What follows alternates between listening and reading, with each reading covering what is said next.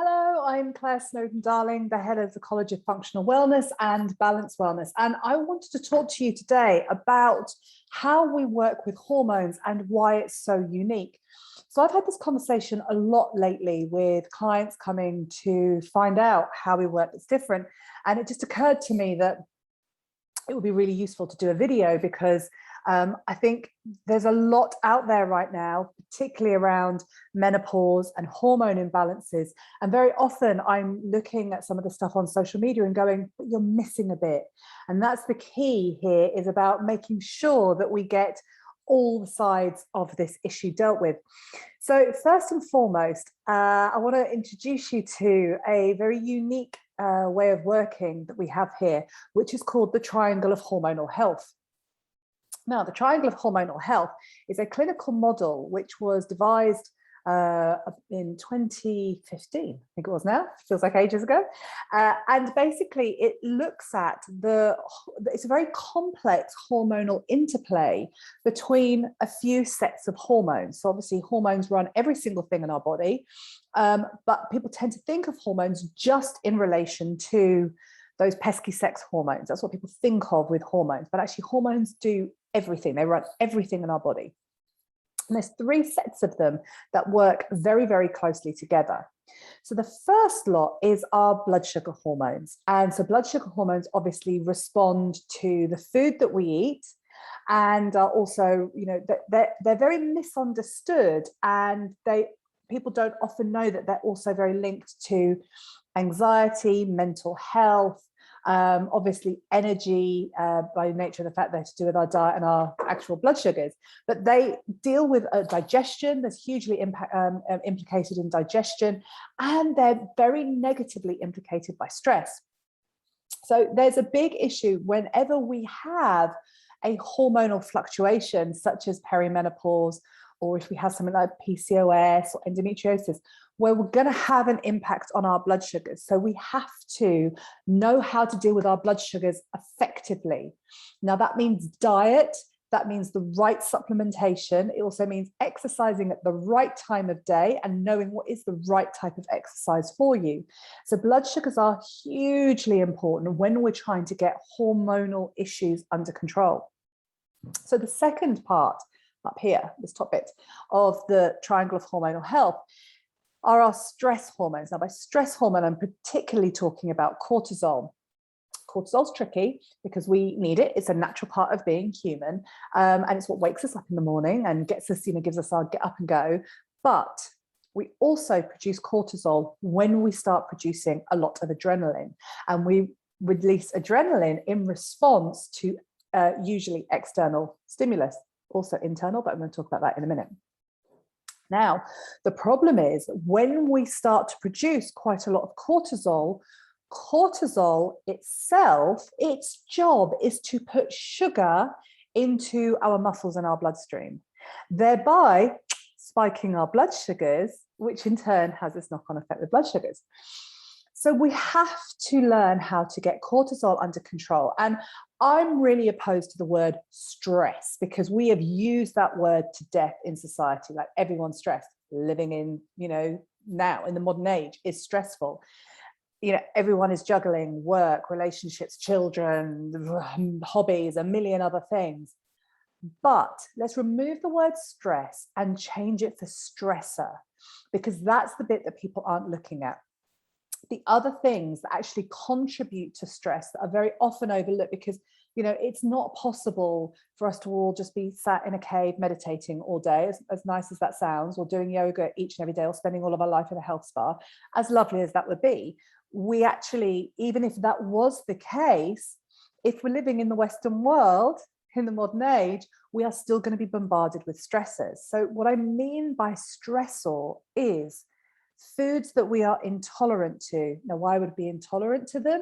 Because of hormone destabilization, because of how our food chain has been wrecked, because there might be growth hormones in the meat, there's pesticides on the vegetables we're eating, there's a load of pollution, there is chemicals that are toxic in our toiletries, in our cleaning products, we're surrounded by stressors.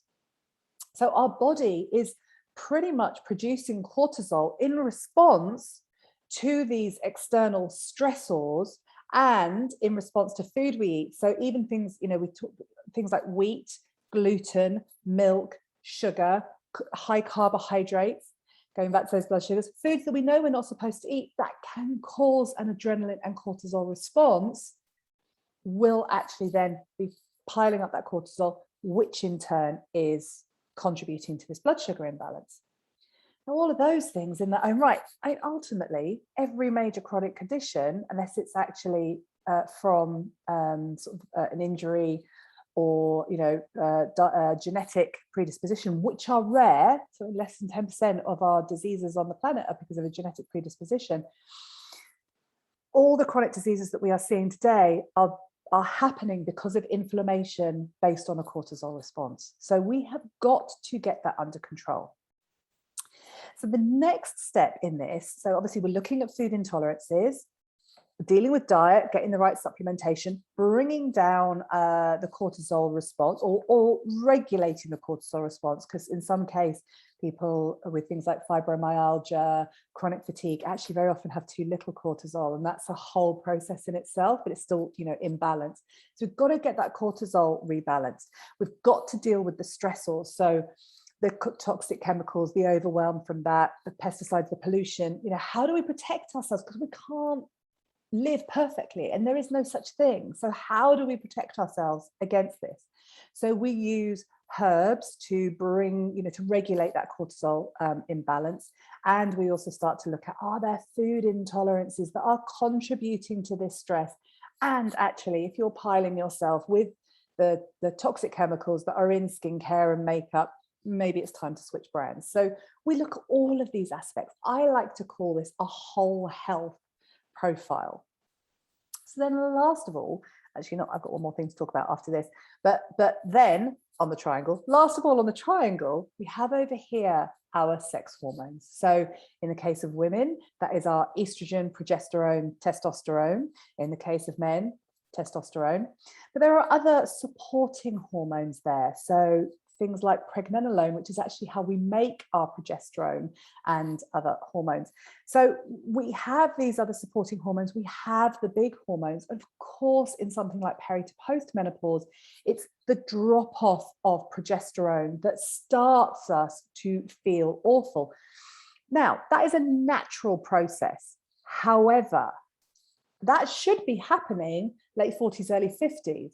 I'm seeing women, I was one of them, I'm seeing women in their early 30s starting to, experience this drop-off of progesterone. So then we have to look at why. Well, as I've just explained, stress hormone, blood sugar imbalances, because this is a really key thing. Our sex hormones are not just made by our ovaries, she says, pointing into her crotch. They are also made in our adrenal glands. Now, our adrenal glands are where we make our stress hormone. So as we start to go into peri to post menopause, or if we have got adrenal glands that are just knackered and just not doing what they should be doing, and we're either producing way too much cortisol or not enough, we have got this issue where our body is on high alert. It knows that something's going on. Let's just think about it. Progesterone, I'm just going to say first, has many, many, many jobs, but its name is progestation hormone. That's what progesterone stands for. So it's about thickening the womb to be able to hold and carry a baby. Think about it. Is it more important for you to be able to hold and carry a baby, or is it more important to be able to get away from the danger, the saber-toothed tiger behind you? Of course, evolutionarily, I don't even know that word, it is more important to get us out of danger. So it's a very clever thing happens, which is instead of making progesterone, our body makes cortisol. Our body makes more stress hormone. So now we're starting to see women much earlier in peri to post menopause because their progesterone's dropping off because we're literally not making it because of stress. And let's remember, it doesn't just have to be stress. It can also be because of food and the wrong diet. I truly believe that we're starting to see so much now around menopause where we've never seen it before, because it's actually, I'm probably at the young end of the first generation of women who were told that we could have it all. You're going to go through school, you're going to go get that, degree, then you're going to go have a kick-ass career, and you're going to have children, and you're going to have the house, and you're going to have the perfect body, and you're going to do this, and you're going to socialize, and everything's going to be amazing. And so suddenly this generation are hitting their menopause and just don't have the reserves that our mothers and our grandmothers had. And so now it's not just this, this natural hormone transition, which there are a few hot flushes and a bit of a mood swing. Now we're talking about major hormonal disruption, and people are on their knees, unable to work, struggling to work, the brain fog so intense, just literally feeling like they're going mad. And we're not going mad, we're just not making enough progesterone because we've got too much cortisol and our blood sugars are imbalanced. Now, very commonly people say, well, I've had a blood test from the doctor and my blood sugars are fine. The blood test actually is quite limiting because it's not showing you how hard your pancreas is having to work to maintain those stable blood sugars. So all of this needs to be looked at, and it all needs to be taken into consideration. So when we find what's going on with this hormone instability, again, we can start to look at, well, what is it I need? Sorry, not the blood sugars, the hormone instability. What is it I need to work with that? Now, a lot of the problems that we have are that the GPs are giving women a synthetic progesterone. It's actually called progestin and doesn't act like progesterone in the body. So progesterone is our calming hormone. It stops anxiety, it helps with sleep, it regulates mood, it balances weight gain. It's all the gorgeous things. But progestin that's in things like the Mirena coil or the progesterone only pill or the combined HRTs, for example, this actually acts more like testosterone. When we think about testosterone, that's like a get up and go hormone. And, it's like really an exciter hormone. So now we've got women who are missing out on this calming hormone, getting the anxiety, getting the brain fog, but having more of this exciter hormone when they're already wired from too much adrenaline and cortisol. So we need to find out what is the right type of HRT, if that's appropriate.